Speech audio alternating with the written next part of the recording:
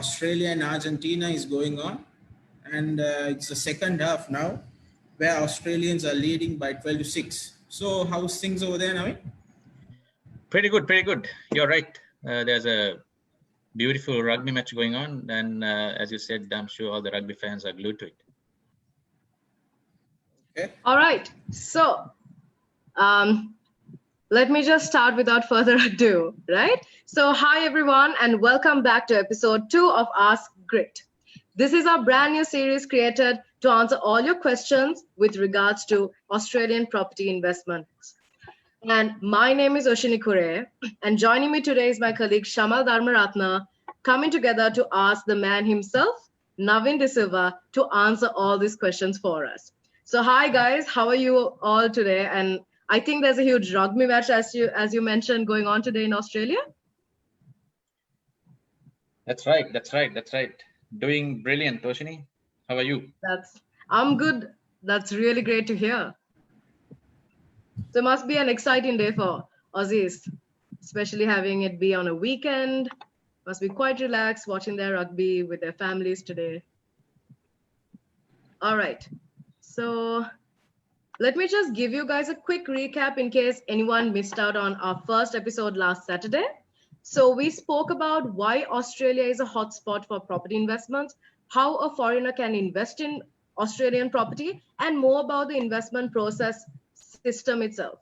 And for anyone who missed the episode and who would like to see it, you can go and view it on our Facebook page. It's uploaded for anyone to see. And now when it comes to today's session, we have selected a few interesting questions to ask Naveen. And we hope to keep this session quite short and sweet. So do stick around to find out the answers. And I would like to kick this off with my first question to Naveen, which is related to how foreigners can invest in Australia. So my first question to you is, Naveen, are there any special approvals that needs to be required when investing as a foreigner? If so, what are they and what is the procedure?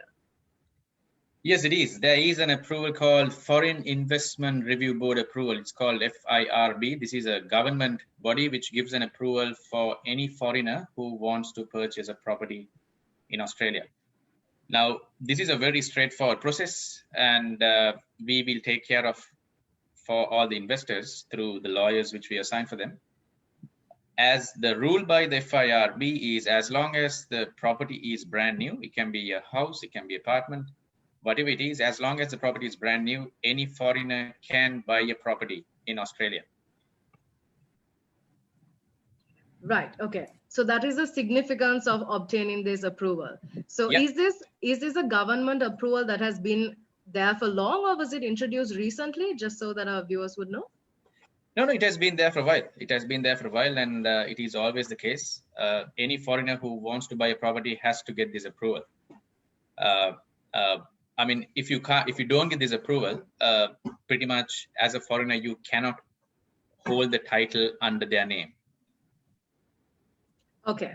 So this is where Grit Property Group comes in to help you obtain this approval at minimal stress and, in a very easy solution. Yeah, that's right. And I mean, it's not any. I mean, there's no use of getting a property, and if you cannot title it under your name, and it's a freehold title as well in most of the parts. So FIRB approval is pretty important. Absolutely. So I hope that clears that doubt if anyone had that. So the second question is a very important question that Shamal has for you. Yeah, Naveen, is there where is the population in Australia heading to? Any specific, part in Australia, state in Australia? You mean where the population is flowing into? Yes. Yeah. So I mean, Australian population growth is about 1.6% if you take the whole of Australia. So that's a big number. It's close to 200,000 people. But majority of the population is moving into Melbourne. Before COVID, of course, nobody can come in right now. There was about 120,000 people coming into Melbourne. So Melbourne is the hotspot for immigrants as well as interstate migrants, as well as the neighboring country, New Zealand, has a lot of people coming into Melbourne. There's few reasons for that. One is Melbourne has been the most livable city in the world, as you probably know, for 7 consecutive years. And I mean, people love the weather, and probably not the weather. It's a bit uncertain at times, but in terms of everything else, the quality of life overall, a lot of people love Melbourne.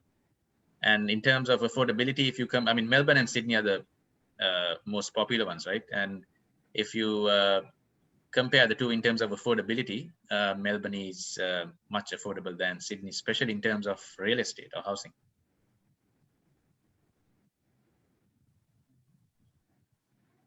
All right, Naveen, lovely. So Naveen, would that mean Melbourne is the best place to invest?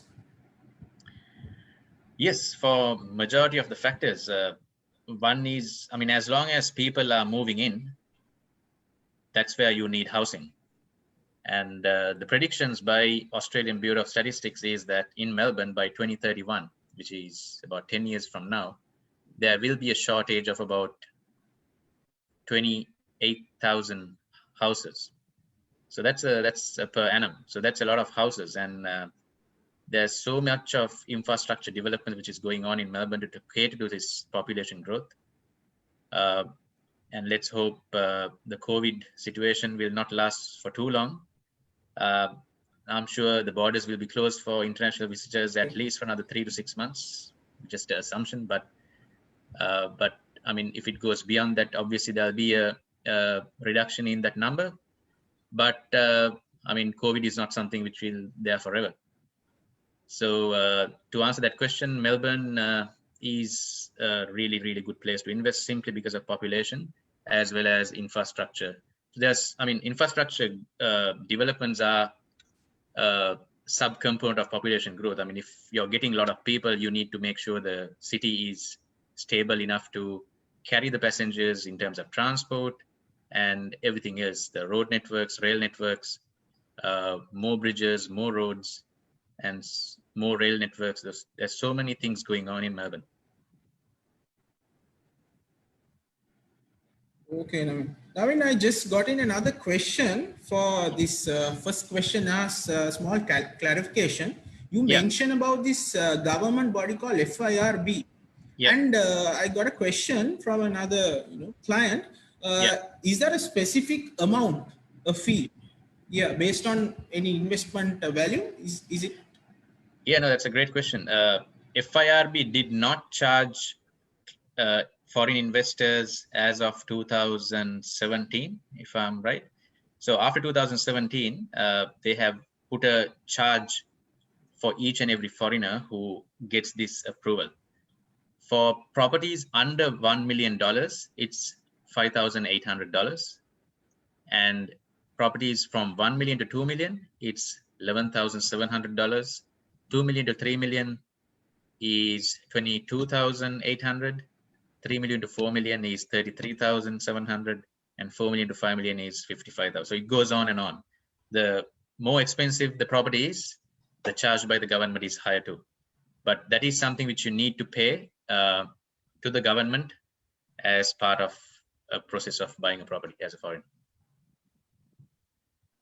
Right. Okay. That was a question raised by Mr. Dylan Fernando. So, Mr. Dylan, I hope you got the answer for that. And also, Naveen, he was asking, you mentioned that you'll be in some states you'll be getting freehold ownership, and some states do not. What are the states, Naveen? Yeah, so where every a foreign state investor could get the freehold ownership?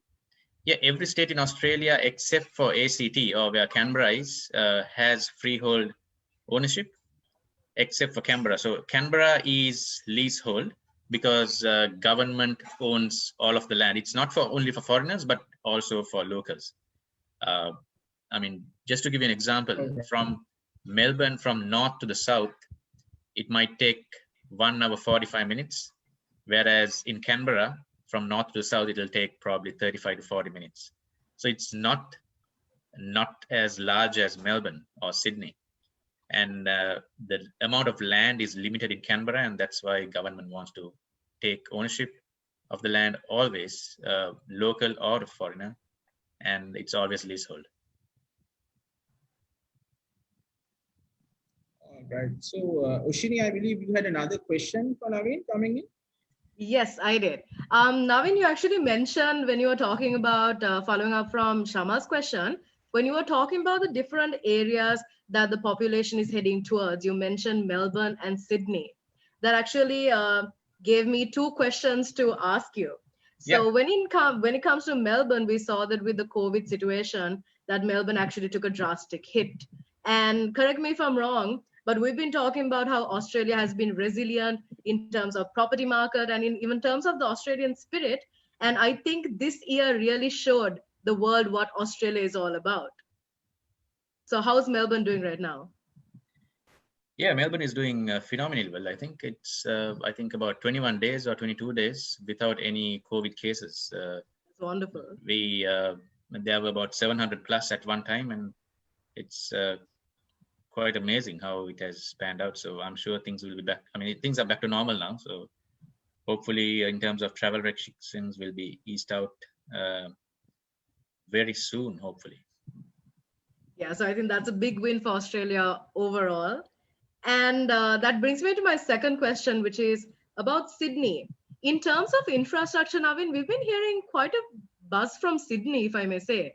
And if you could just tell us and help our audience also understand what exactly is coming up in Sydney and how would that benefit or what would that mean to an investor? If you could just let us know. Yeah, no, absolutely. Sydney, there's a big thing coming up. There's a international airport coming in Western Sydney. It's towards the west of Sydney, and that will be up, and its construction has already started. That will be up and running in 2026. So when a new international airport comes in any city, in any part of the world, there will be in terms of property, it will have a tremendous growth. And same thing is going to happen there. Obviously, Sydney is not cheap. There's a few suburbs around it, which will develop. There's more train stations coming in, and there's massive infrastructure developments happening. So in the next 5 years, if someone invests right now close to this airport within the 15 to 20 minute radius, there will be really, really good growth. Again, it's not cheap. I mean, you are still looking at 700 to 750 to 800,000 to start off. It's simply because Sydney was the first to populate, and Sydney is the most expensive real estate you get right now. But the airport, Western Sydney Airport, is a big one. Okay, that's wonderful news. So as you said, Navin, I guess even though the prices are a bit steep comparing to Melbourne, given that this is the early stages of the development process, if anyone would like to get in on it while it's hot, please do message us. You can get more information regarding the property options that are in and around that area, and we would be more than happy to help. So that was my question regarding Sydney, but I think Shamal had something to ask along those lines too. Yeah, I mean, so we do understand actually Sydney is quite expensive. So does that mean the prices will go up in the future as well with everything coming into place? It will. I mean, if you remember about 4 years ago, 3 to 4 years ago, 2016 to 18, Sydney had a extremely good run. I mean, properties, especially in the developing suburbs, appreciated so much, and everyone who invested or bought the properties around 2016 had at least 150,000 in equity in 2 to 3 years' time. And this is going to happen again, especially in this pocket where the airport is going to come in the Western Sydney. And the fact that it's an international airport, it's going to drive so many jobs. There's so many construction happening. There's a new train station coming up. So there's so many ingredients what an investor will be looking for in these areas. So there's definitely going to be money in that little pocket around the airport. All right, awesome. So, Roshini, you have any questions coming in your way? Yeah, so I think we clarified most of the questions we had. In terms of the live video that's broadcasting on Facebook. I'm just trying to check if we have any questions coming in at the moment, because most of the questions we asked right now were questions that we received over the course of the week since the last episode. We've just got another question though. Yeah. Carry on, Shama. We've just got another question. Yeah, from Seshan Johnson. So yeah, he's asking whether to invest in an apartment in Australia or a house and land in suburb in terms of appreciation. He's a person living in Australia. He's in Melbourne at the moment. Yeah, that's what so I mean, historically, land is what appreciates in most parts of Australia. Apartments are really good for convenience and easy access to everything you need. You might have the supermarkets, train stations right at your doorstep. So it's really good to invest in apartments for convenience. But in terms of growth, if you're looking at in good return, you should be targeting land, and especially developing suburbs where there's infrastructure developments in place, and so many other amenities in place, things like train stations, shopping centers close to the airport. All those ingredients will play a vital role. Schools, hospitals. So it's all about the location. And if you compare the two, definitely if it's a pure investor, houses with the land is the way to go. Right. So hope that answers your question, Mr. Johnson. Yeah. Any more for today? Mushini, anything in your way? No. Yeah. Okay. So actually, the whole purpose of this series is to keep things short and sweet. And like I mentioned earlier, what we mainly do is we gather your questions. I mean, we already have certain questions sent in from our clients and also our audience members. And we select a few and we ask at the session, right? And if you have any live questions, we answer it then and there. So I think in terms of today's session, it has been quite an informative one because we answered a lot of different questions with regards to the performance in Melbourne, what to expect in the years to come, and also Sydney, which is the hotspot right now. So I think this has been an overall a value added session for everyone. And I guess we could wrap it up today. What do you guys say? How has it been? Yeah, I think there's one more which came my way. What are your thoughts? Sure. What are your thoughts about Brisbane? Yes, we spoke about Melbourne, Sydney. Yeah, that's a good question. So Brisbane is, again, if you look at the growth for the past 10 years, it has been a bit stagnant, but there's so much of potential in Brisbane or Queensland, especially in the southeast of Queensland, where there's so many infrastructure developments happening. So the next 5 to 7 years in southeast Queensland specifically is going to really boom. And that's where a lot of infrastructure projects is going in. I'm talking about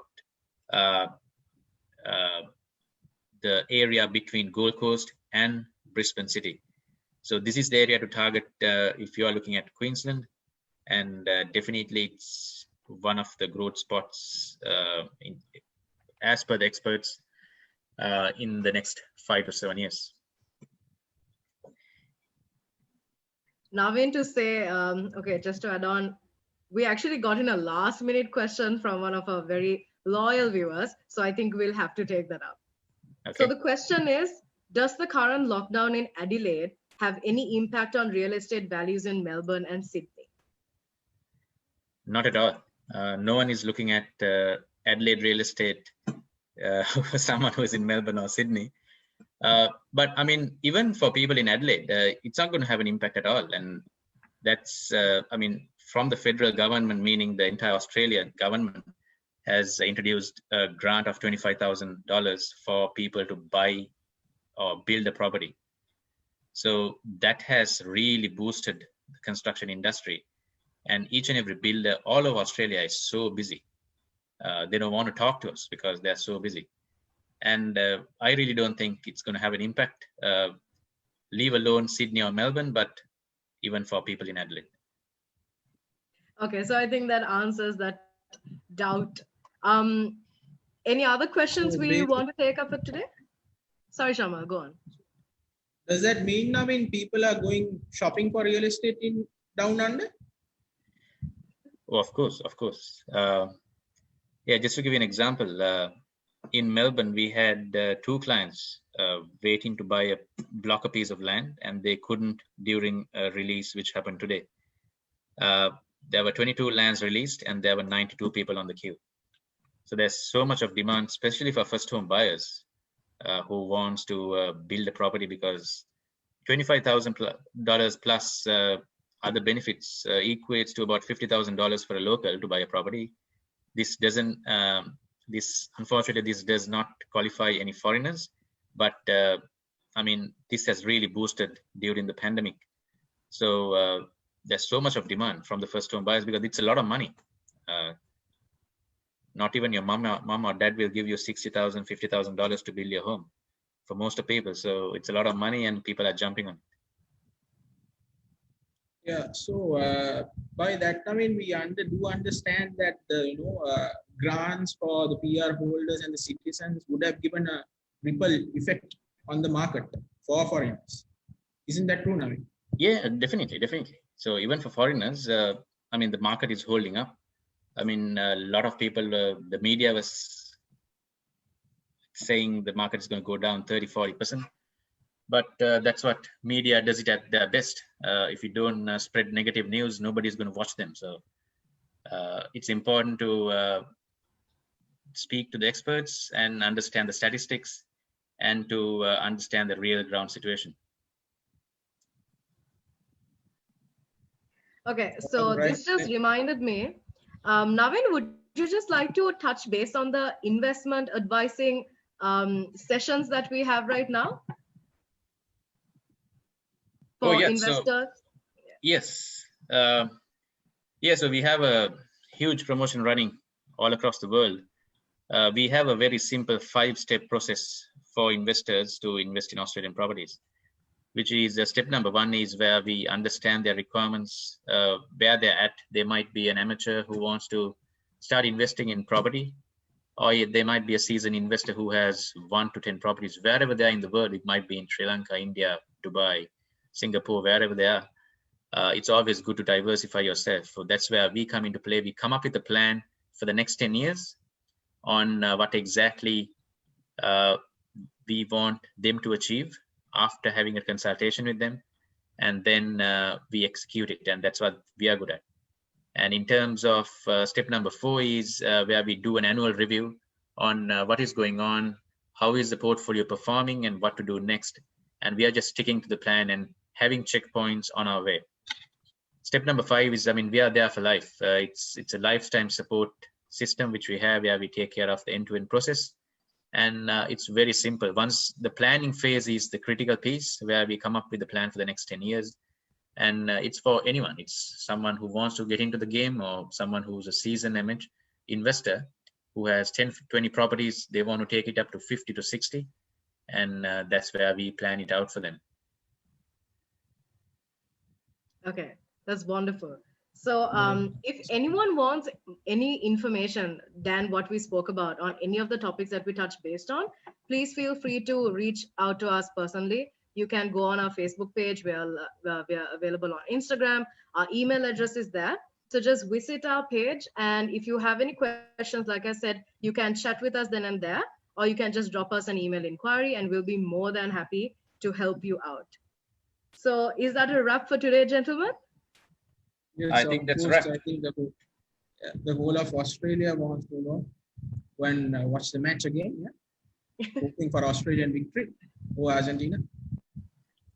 We are talking to a Ruggerite himself. All right, guys, thank you very much. And we'll be live again next week at the same time. And the times are 3:30 p.m. Sri Lanka and India, 2:30 p.m. in Middle East, and 9 p.m. in Melbourne or Sydney. Until then, good night. Thank you, guys. Thanks for tuning in. Take care. Stay safe. Goodbye. Stay safe, guys. Take care.